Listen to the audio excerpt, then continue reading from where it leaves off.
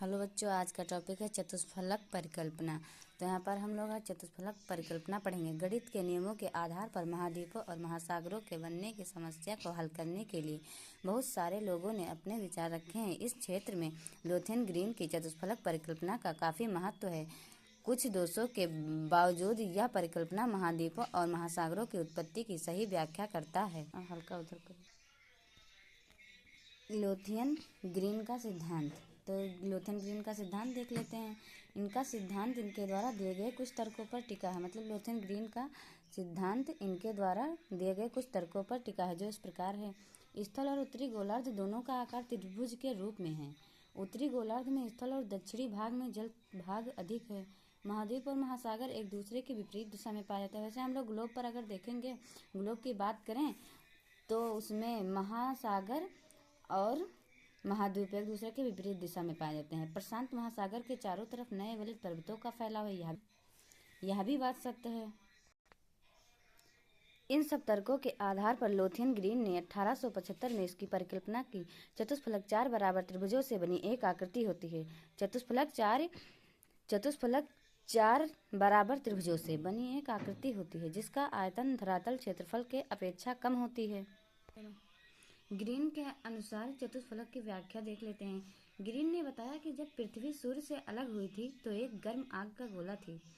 क्या बताया ग्रीन ने? कि जब पृथ्वी सूर्य से अलग हुई थी तो एक गर्म आग का गोला थी। फिर धीरे धीरे इसकी बाहरी परत ठंडी होकर सिकुड़ने लगी।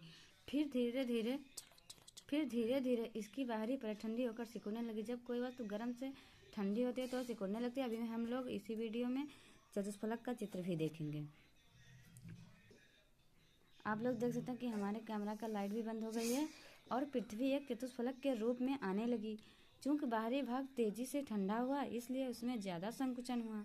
बाहरी भाग जल्दी से ठंडा हुआ तो इसीलिए उसमें ज़्यादा संकुचन हुआ और अंदर का भाग धीरे धीरे ठंडा हो रहा था। फलस्वरूप ये दोनों एक दूसरे के साथ स्थिर नहीं रह सके और ऊपरी भाग पर नीचे भाग पर धंस कर बैठ गया और ऊपरी भाग नीचे धंस कर बैठ गया। एक छोटा था एक बड़ा था तो क्या हुआ, और ऊपरी भाग नीचे भाग पर धंस बैठ गया। चलो, कई प्रयोगों के बाद ग्रीन ने यह निष्कर्ष निकाला कि अगर किसी सुवेर गोला पर चारों तरफ से समान दबाव डाला जाए तो वह सुवेर गोला चतुष्फलक की आकृति में बदल जाएगा। ग्रीन महोदय ने यह सिद्धांत पृथ्वी के ऊपर लागू किया और बताया कि वायुमंडलीय दबाव के कारण हमारी पृथ्वी धीरे धीरे चतुष्फलक की आकृति में आ रही है। वायुमंडल हम लोगों पर दबाव डालती है पृथ्वी पर। और यहाँ पर आप लोग चतुष्फलक का चित्र भी देख सकते हैं। यही है चतुष्फलक, ये देख लीजिए चतुष्फलक का चित्र है। और अगर इसके बारे में कुछ पूछना होगा तो आप लोग कमेंट करिएगा, हम बहुत जल्दी से जल्दी आप लोगों तक पहुंचाने का प्रयास करेंगे। और हमारे चैनल का अगर आप लोग नाम नहीं जानते हैं तो नाम है study with Pandit Roshni. Like subscribe comment ज़रूर करिएगा हमारे चैनल को।